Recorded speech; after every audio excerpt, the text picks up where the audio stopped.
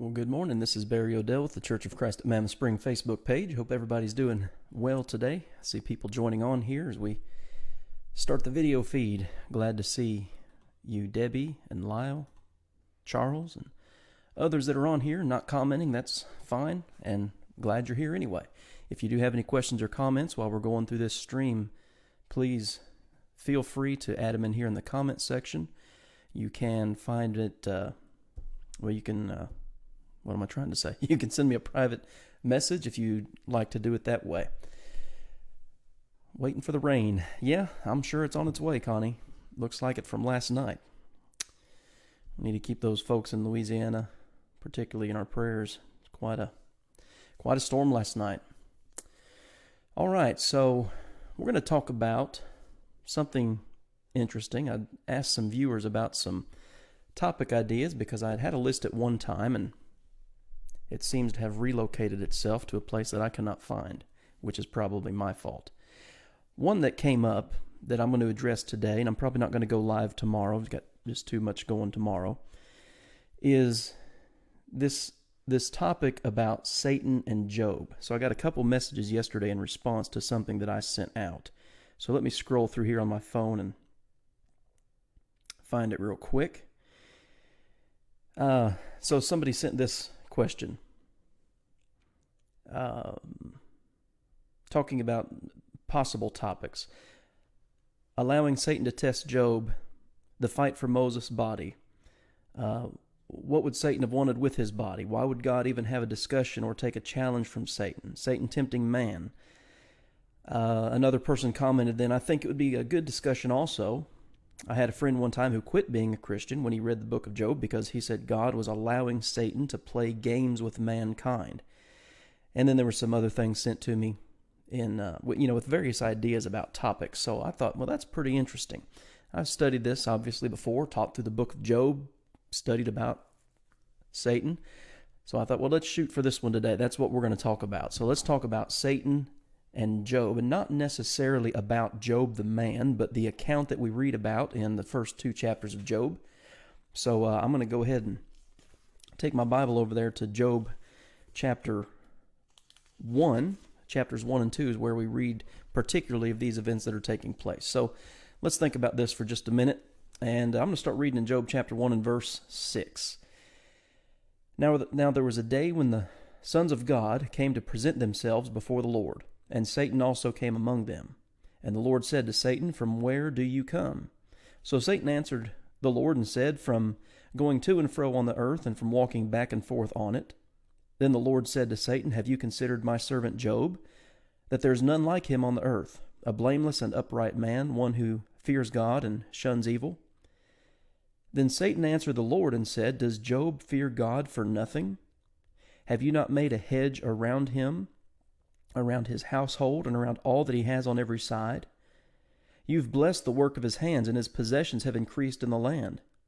But now stretch out your hand and touch all that he has, and he will surely curse you to your face. And the Lord said to Satan, Behold, all that he has is in your power, only do not lay a hand on his person. So Satan went forth from the presence of the Lord. And then you go to Job chapter 2, and you read the first 8 verses there. And you have the same incident of the sons of God coming before God. Now, we in our study of angels, we understand that that's a reference to the angels.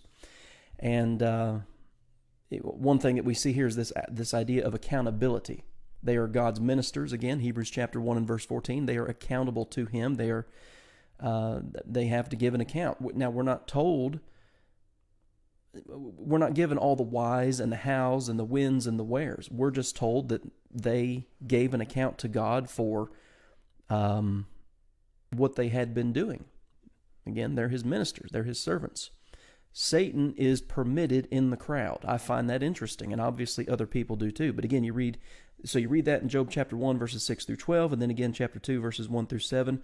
In chapter 2, Satan is given a little more, I guess the word I would use is liberty, a little more freedom. So in chapter 1, he's forbidden from touching Job's person.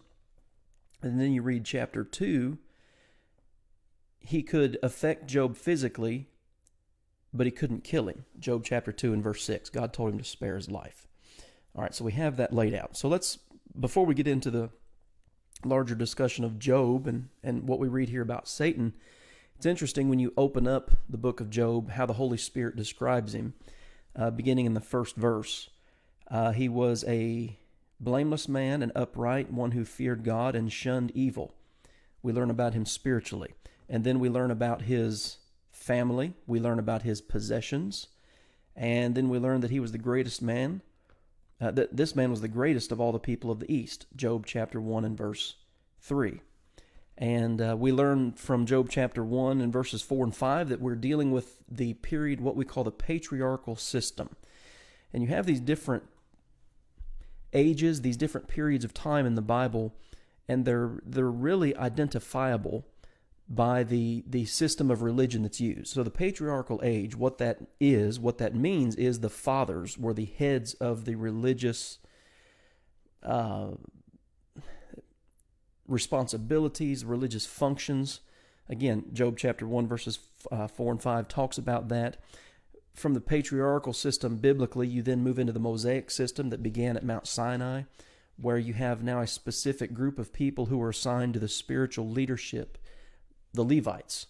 And then, of course, you move into the Christian system, where everybody is a priest, men and women. They all have the responsibility to worship, and there's not one class or group of people who are in charge. So you have to understand the time frame of those functions, those offices, and we see then from the earliest verses here that Job is probably the oldest document in the Bible. Moses lived after Job, and Moses is the author of Genesis. Although Genesis is the first book of the Bible, chronologically, it's not. Anyway, that's just some additional information for you. We're first introduced to Satan in Genesis chapter 3. Of course, the event in the Garden of Eden where Adam and Eve have been placed there to tend the garden. All the provisions are there, and God lays down the law with them, basically. Here it is, tend and keep it.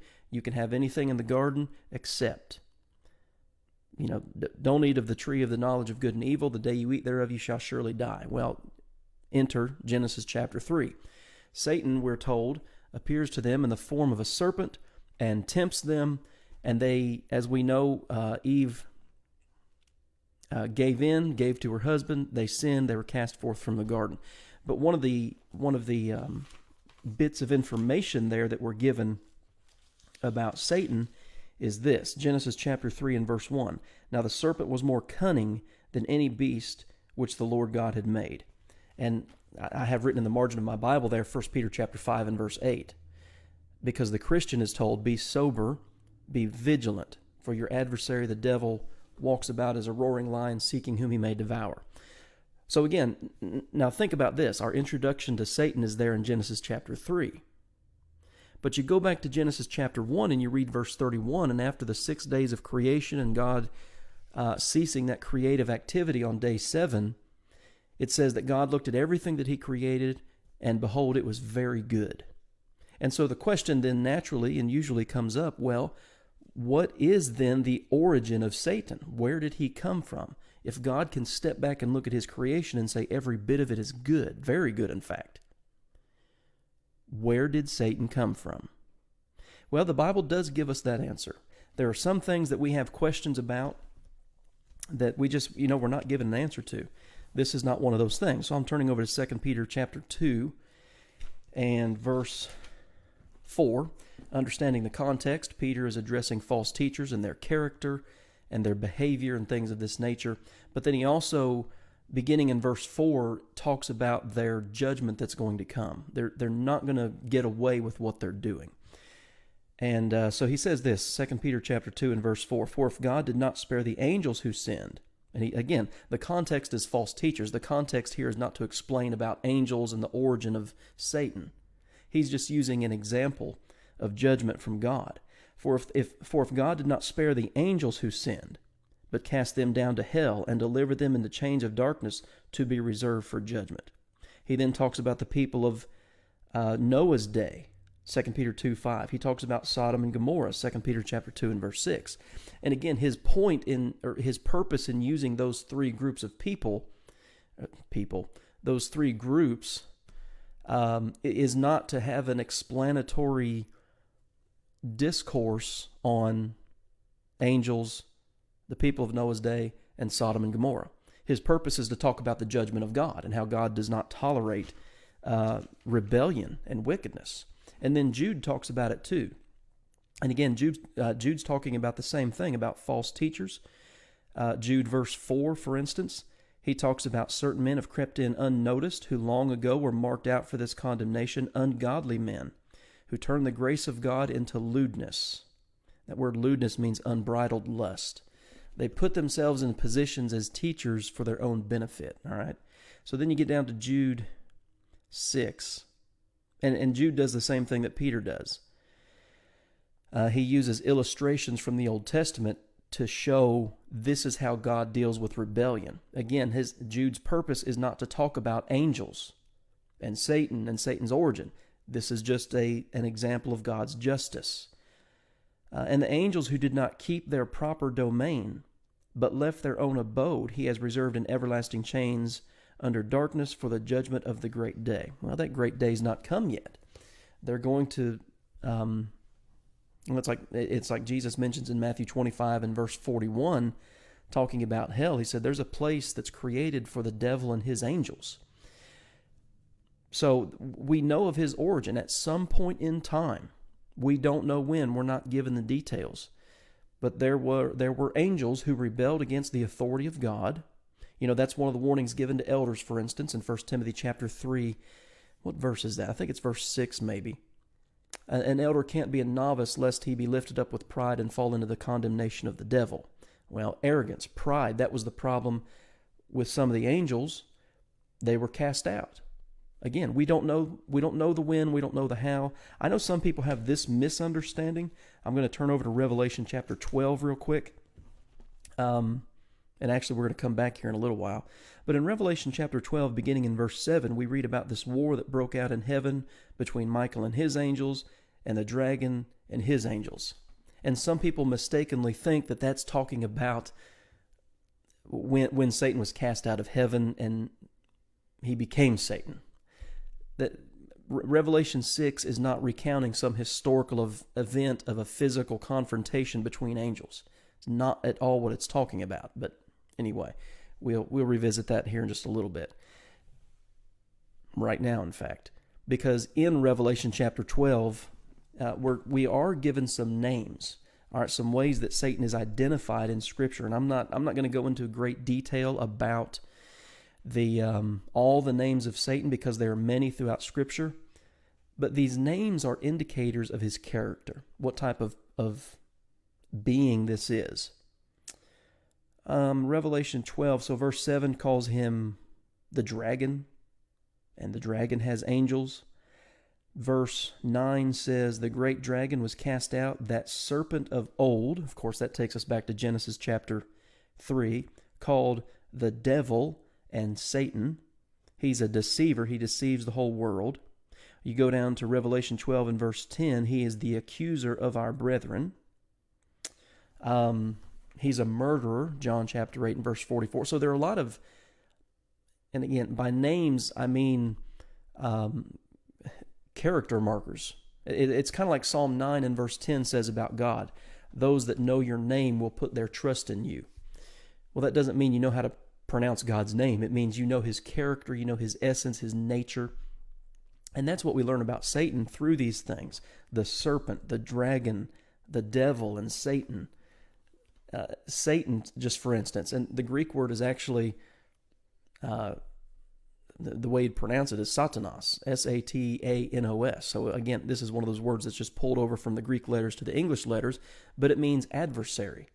All right, so remember in Matthew 16, for instance, when Peter told Jesus that he wasn't going to allow him to be betrayed, murdered, and crucified, Jesus said, "Get behind me, Satan."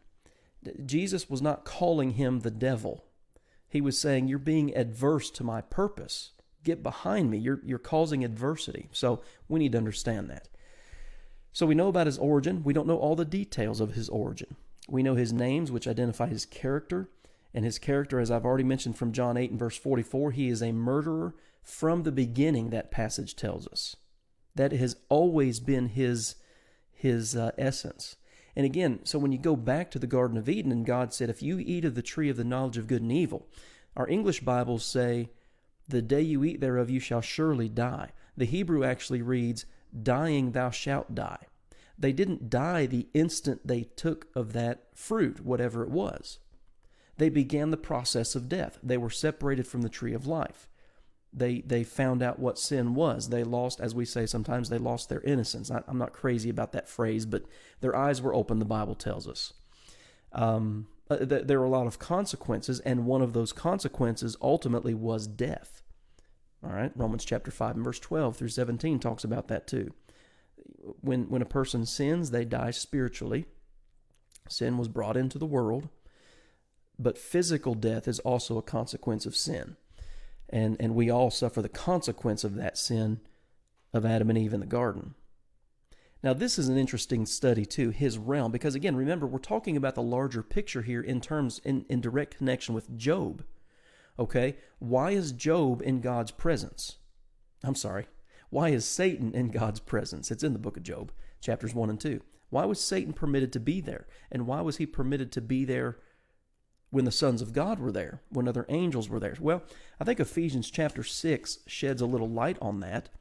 Of course, this is the passage talking about the Christian armor. Beginning in verse 10, Paul encourages the Christians there to be strong in the Lord and in the power of his might.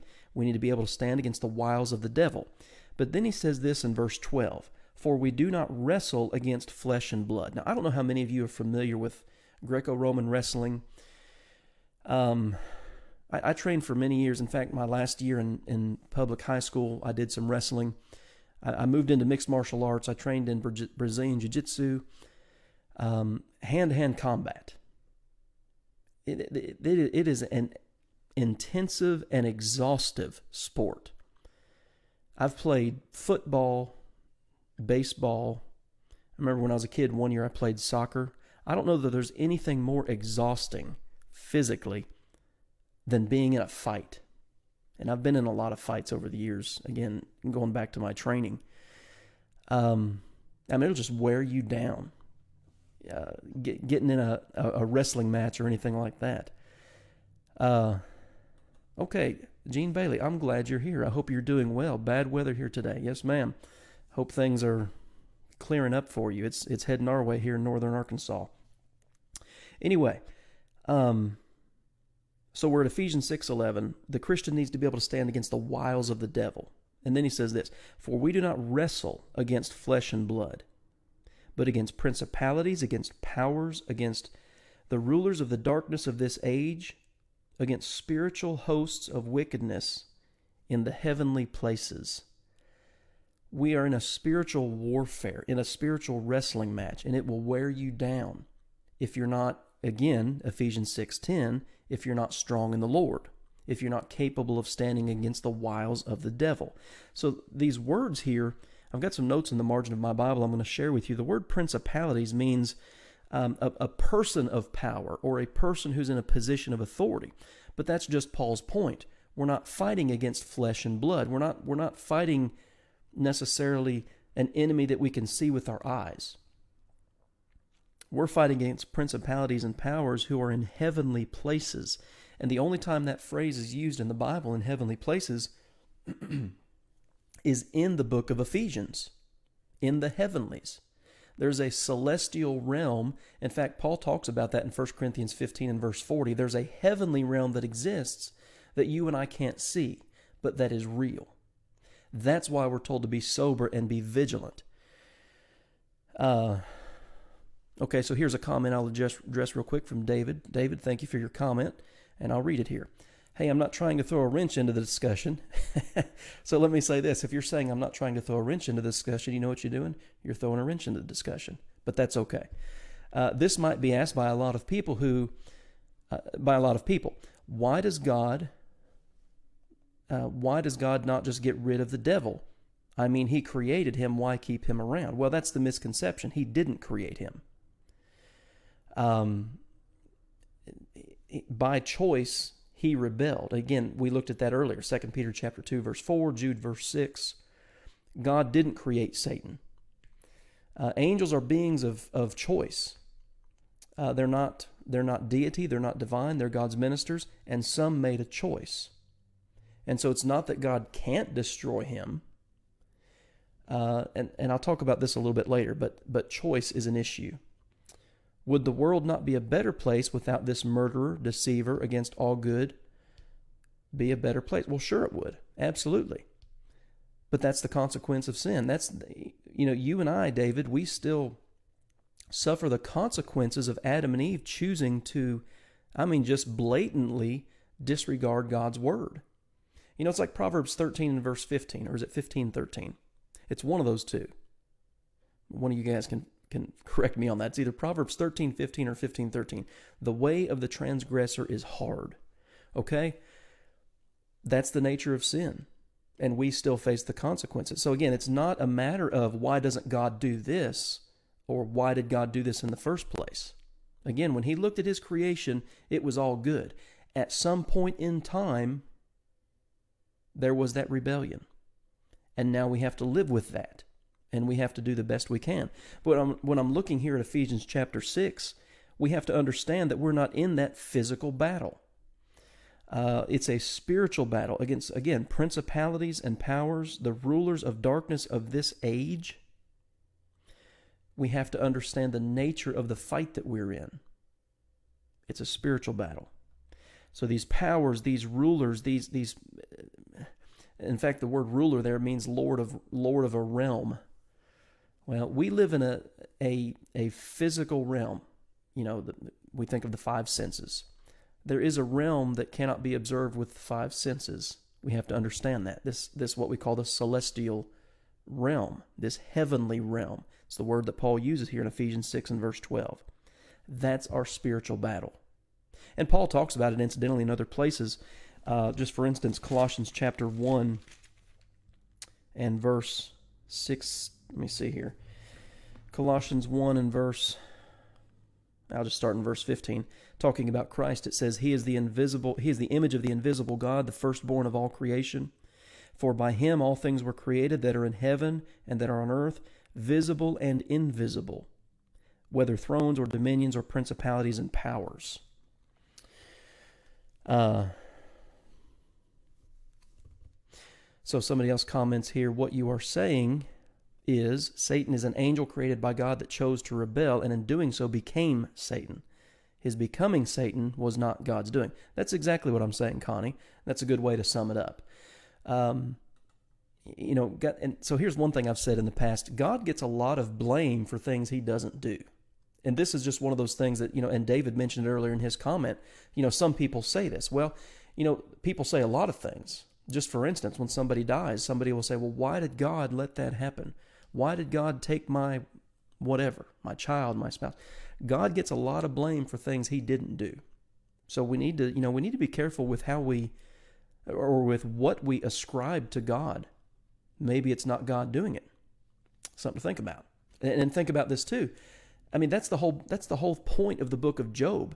You and I, when we open to Job chapters 1 and 2, we're given a behind the scenes walkthrough. We know what happens. We can't forget. Job didn't read the book of Job and then say, "Oh, okay, so this is getting ready to happen." These events happened to him as a historical reality, but we have the book that tells us how and why they happened. And so throughout the book, Job is saying, "Listen, I don't deserve. I know I'm not perfect, but I don't deserve what I'm getting." And his struggle is, why is God doing this to me? God wasn't. Now God permitted it, and I'll talk about that here in just a minute. But God permitting something to happen does not make him guilty of it. All right? We need to understand that. All right, so Lyle says, God leaves Satan here to test us. He allowed him to test Jesus and still tests us today. Yeah, sure. And again, that goes back to the introduction, the origin of sin in the world. Mankind chose to, the Old Testament talks about presumptuous sin, to presumptuously do what God said not to do. All right.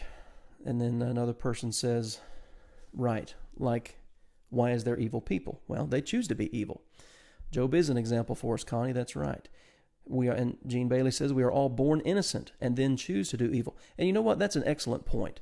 And the reason I say that's an excellent point is because, let me share this verse with you real quick. I want to make sure I've got the right reference in my mind. I'm thinking it's Ecclesiastes 7:29, but I'm going to turn over there real quick. Yeah, Ecclesiastes 7:29. Truly this only I have found, that God made man upright, but they have sought out many schemes. There you go. So Miss Jean, that's you hit the nail on the head. So let me progress here. I've got another comment coming in. Let me progress on the PowerPoint, and then we'll come back to it. So we understand his realm. It's a spiritual battle that we're in, and how he has operated throughout history. Here's one of the points of the book of Job. He's limited. Satan is limited. When you go there to Job chapter 1, Satan again is among the sons of God who are giving account to God. Where have you been? Well, I've been on the earth, walking back and forth in it. That's his realm of influence, and it still is today. That's James chapter 4 and verse 7. Submit to God, resist the devil, and he will flee from you. You remember when Jesus was tempted, okay? Matthew chapter 4, Luke chapter 4, and he resisted that temptation. Do you remember Luke's account, what it says? The devil departed from him for a season, which implies he came back. We have to resist him. Again, that's 1 Peter chapter 5 and verse 8. So one illustration I'll never forget, one of my instructors at school, Curtis Cates, he illustrated it like this. Satan, the way he's pictured in the book of Job, is like a dog who's on a restraint line tied between two trees. He can run between the two trees. He's on a leash. He's got some freedom, but he's limited. When you read there in Job chapter 1, you can take his stuff, but don't touch his person. Well, guess what? Job didn't forsake God. So then you get to Job chapter 2. All right, you can touch his body, but don't kill him. And here's an interesting thing to me that I think sometimes we leave out of the discussion of Job. It wasn't Satan's idea. Have you ever considered that? So let me turn back there real quick to Job chapter 1. This was not Satan's idea. Remember, he's in the presence of God giving account. And it's God who said, have you considered my servant Job, that there is none like him on the earth, a blameless and upright man, one who fears God and shuns evil? God had confidence in Job. He's the one that said to Satan, hey, here you go. Now, what Satan does is he turns that. He says, well, the only reason he serves you is because you give him stuff. I mean, that's Job chapter 1 and beginning in verse 9. Does Job fear God for nothing? In other words, if you didn't give him this stuff, he wouldn't serve you. And what that is, that's very cynical. There's two problems with that, or two issues there. Number one, he's saying that man wouldn't serve God unless man got something out of it. But he's also, by implication, saying God isn't worth serving. Because the only reason he is served is because you give him stuff and you protect him. The whole book of Job disproves the logic there of, well, the logic, the reasoning that Satan had. So here's a comment from David again. It seems like the spiritual warfare filters down to the physical world. I mean, look at our country. People killing and rioting. Seems like they are following their leader, who is the devil. Just like when Jesus spoke to the Pharisees, he said, you are of your father, the devil. And that's John 8:44. And that's exactly right, David. You see his influence every day, don't you? There's no question about it. And that's why the Christian is told, again, James 4:7, resist the devil and he will flee from you. And 1 Peter 5:8, be sober, be vigilant, because your adversary, the devil, walks about as a roaring lion. He's active. There's no question about that. Debbie comments, I've thought before of Job and all that he went through and lost. I've wondered how many of us could handle this situation. Great faith and obedience. You know, it's very easy, Debbie, to Monday morning quarterback, isn't it?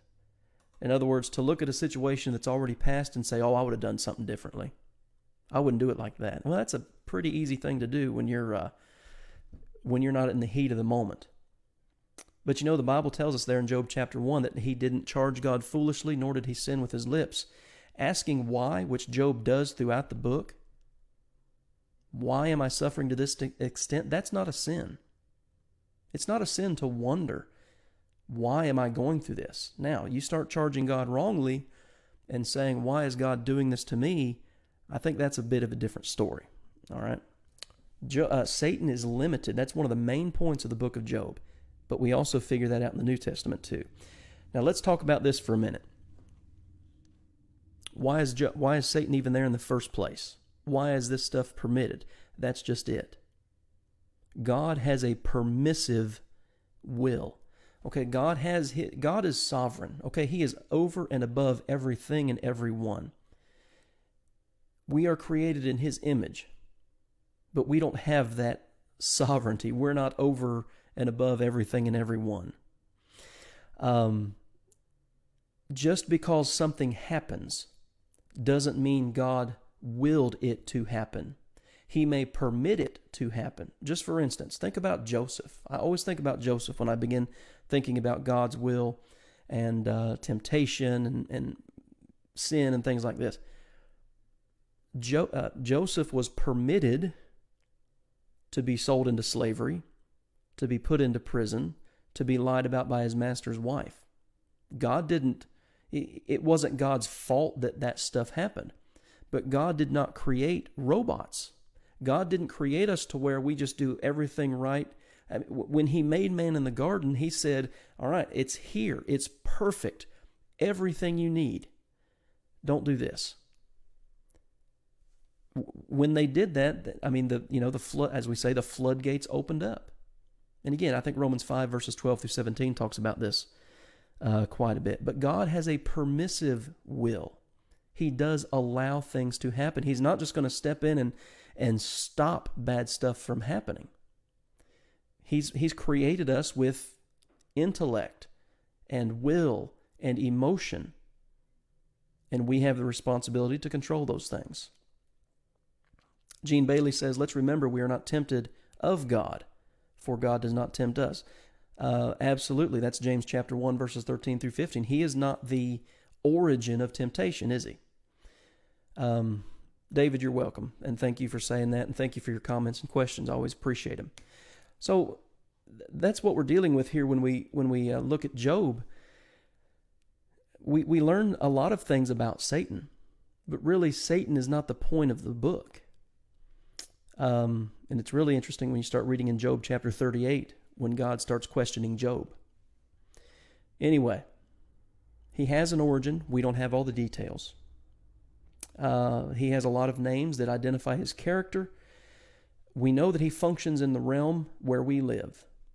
And we also know that he's limited. We have the responsibility and the ability, not only the responsibility, but here's the thing, we have the ability to resist him. And Jesus lays that out for us. Every time he was tempted, what was Jesus' response? It is written. And that's the problem sometimes. People don't know the Word of God, and so they don't know to resist temptation. I mean, how many times do we hear people say, well, I don't see anything wrong with, then you fill in the blank. Well, God doesn't exactly seek our opinions on what's right and wrong. Okay, well, I'm going to wrap it up. I've been going for over 30 minutes, almost 35 minutes. Man, I appreciate all you guys being on here today. Here's one last comment that's come in by Connie. The saying, what doesn't kill us makes us stronger. When we go through trials and come out on the other side, our faith should be strengthened. And that as well as James chapter 1. Those things help mature our faith. If there's never any resistance, there will never be any strength. Need to think about that. All right, guys.